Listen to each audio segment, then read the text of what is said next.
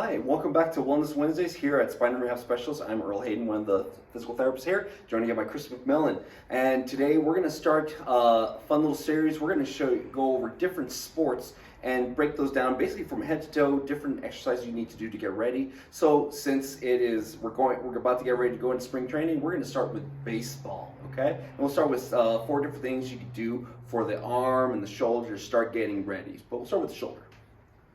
Okay, so we're going to start with checking do you have the mobility to even play baseball? So the big thing we always think about baseball is throwing, because we have to throw a lot in that sport. So you have to be able to reach overhead. So what we're doing is checking if Chris can reach overhead. Now if we look at here, he's kind of arching his back right there, really getting those ribs up, trying to get those arms far back. We don't want that. So we want to keep those ribs down, kind of keep the abs tight right here, and then we check again and look where those arms end up. If they're going up straight, great. But what happens if they end up in front? Maybe we got to work on a little stretch right through these muscles through the lats, okay? So let's say you determine that you got some tightness in these big old muscles here in your lats. What we need to do is work on stretching them out. So what Chris is going to do here, he's kneeling and he has his stick. So he has the table right in front of him. He's going to just bend forward at the hips. His elbows are on the table. Now if we look at his hands right here, he's moving the hands out. The elbows stay right there. And then from here, to get more of a stretch, he's going to push his chest down, just like that. We notice we're not trying to arch through that back. We still have to keep the abs nice and solid, almost like you're doing a plank. You want to hold that position for anywhere between, I don't know, like 15, 30 seconds. Feel that stretch. You should feel that going all the way through here, okay? You want to let that discomfort be your guide. Don't force the stretch. And you can even do repetition, or you can just do shorter holds, just kind of going up and then down, just slowly working that motion. Anywhere between 5-10 repetitions should be good. So next thing we need to be able to do is, besides being able to go up overhead, we have to be able to get into that loaded position. So that's the cocking position where we're trying to load up for a throw. Now, if your motion stops here, probably going to have to compensate with a lot of other stuff that we're going to get into in future sessions of this. So we're going to start with trying to work on this external rotation stretch. So I'm going to use my left arm here, lying down, just using this one. My elbow's right here. Yeah, I'm keeping the abs nice and tight. Using the wand here, and I'm trying to rotate my hand back this way. All right, I'm not straightening out the elbow. I'm bringing it back right here, keeping a good 90-degree bend. You need a little bit more room, which you're probably going to need if you want to be able to throw.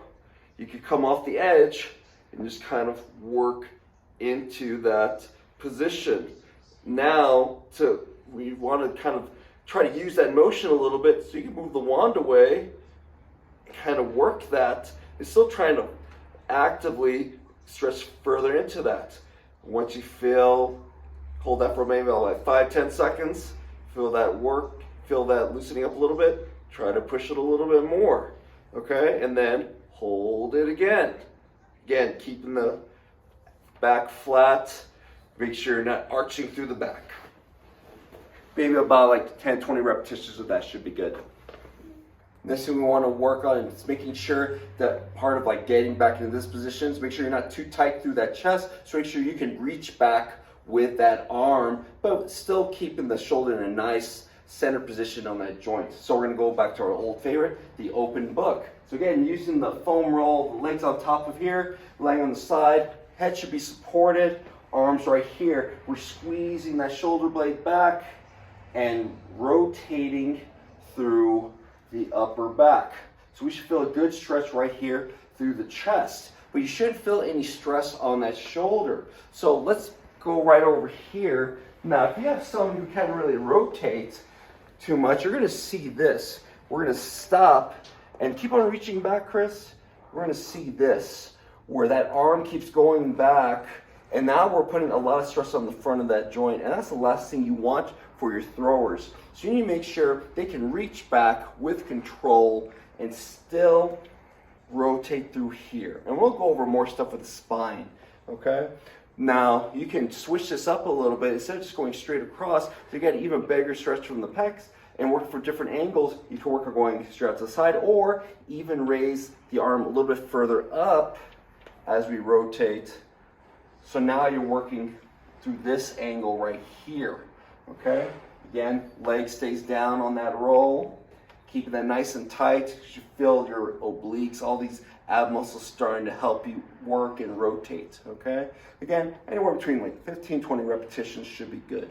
So the last thing we're going to show you for preparing to throw, so we went over arm motions. Now you make sure that the shoulder blade is moving like it needs to.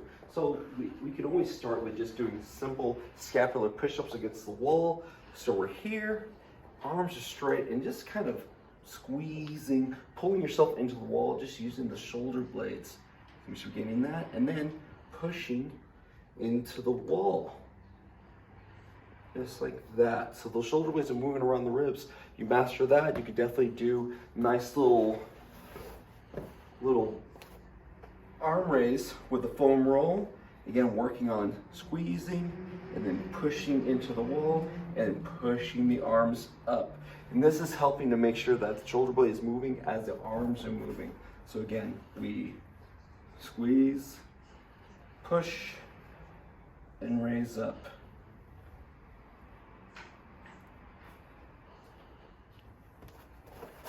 Now, like maybe 15 to 20 repetitions should be good. All right, and those are 4 different exercise sequences you can use just to start working on the mobility of that shoulder. Make sure you're good to go before you start throwing.